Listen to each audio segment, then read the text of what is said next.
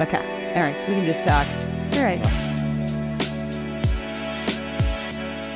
Well, today I have with me Dan Sapir from JobGet. He's an old friend of Shaker's, a longtime industry professional, father of two, the youngest being 4 months. Yes. Dan's craving sleep these days, so hopefully I won't put you to sleep, Dan.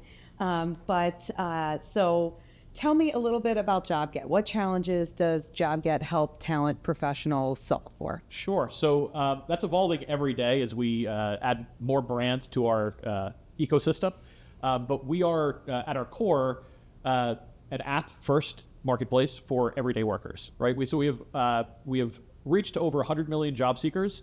That's across JobGet, Bo, Snag a Job, and then our most recent partnership is with a company called Season, which helps get better throughput to interview. So what we're really solving for is solving for that challenge of having the right job seekers connect with the right companies and actually get hired. Remove the noise. I love that. What sort of benefits? You've been a partner of Shaker's for a long time. What benefits do you see in that partnership with us?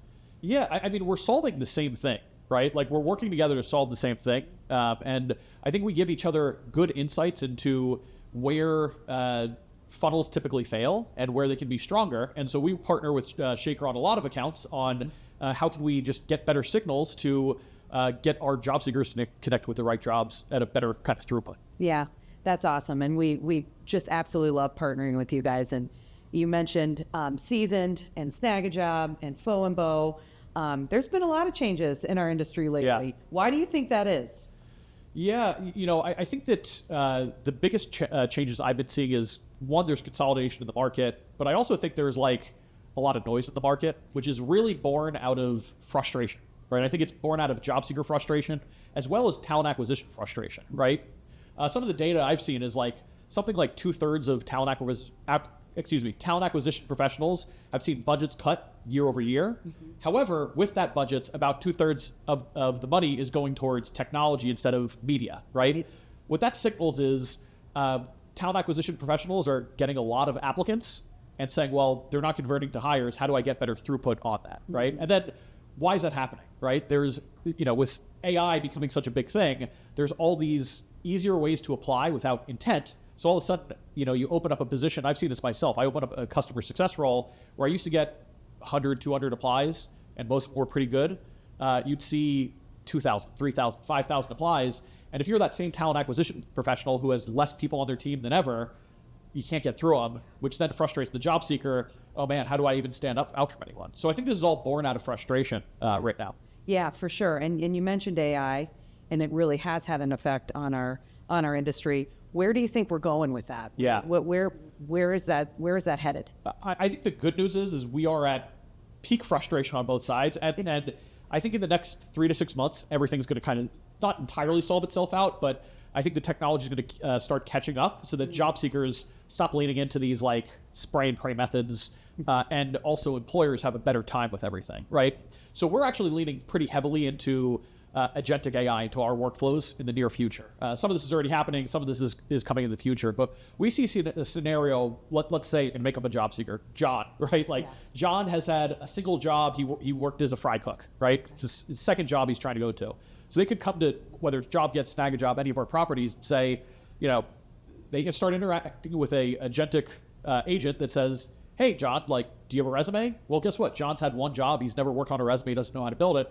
Okay, cool. Well, why don't you just tell me what you've done? So John no longer has to worry about trying to put together a resume in the first place. John can talk to our agent and actually three-dimensionally talk about everything. On the other end of it, hey, John, here's your resume. Go use it, whether it's with us right now or otherwise. And then we have all this inventory of jobs. So we can go into our inventory and say, hey, guess what, John? You don't even have to look for a job. Based on what you just told me, I have a few jobs that I think are perfect for you, right? And then it's, here are those 1, 2, 3 jobs that are a really good fit, right? Oh, cool. I really like that one, right? Then from there, hey, John, would you like me to help you get through the application process here? And of course he's going to want to, because apply processes are all horrible. They're all horrible. And guess what? I already know everything about John, so I can pre-fill most of that information. Hey, John, can you just answer these few questions I don't have the answers to yet, right? Great, here they are. And then, we also have technology right now where we can integrate with the talent acquisition professional, where we can actually schedule the interview. So if he answers the questions in the right manner, is actually a good fit, guess what? Hey John, they're available to interview you Tuesday at 2. Now this works for everyday workers and Hourly, low barrier to entry. Obviously, this type of workflow doesn't work for white collar. You got to do more, vetting. But for those types of roles that are highly repeatable, all of a sudden you get away from all this noise of, is this the right person? Apply. I have a high intent person who's a great fit. I help them get through the apply funnel, and they're actually showing up to your physical location to go interview, and you can still have that human interaction where it needs to happen.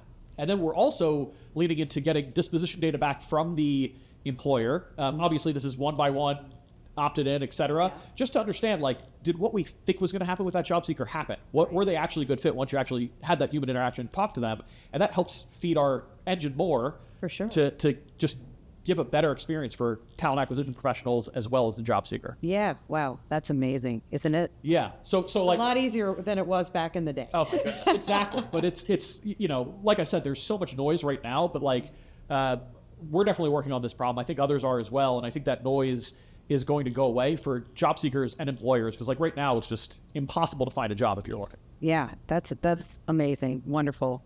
Well, thank you. So if you had to give some sort of advice to talent professionals for the next year, what would your advice be? Wait it out, or what? It's not wait it out. It's move now. Understand what's available and what's going to be available. It is lean into technology to help remove the burdens of where it's really difficult, right? Get through the right applications, do some early vetting, use data, but keep the entire thing as human as possible, right?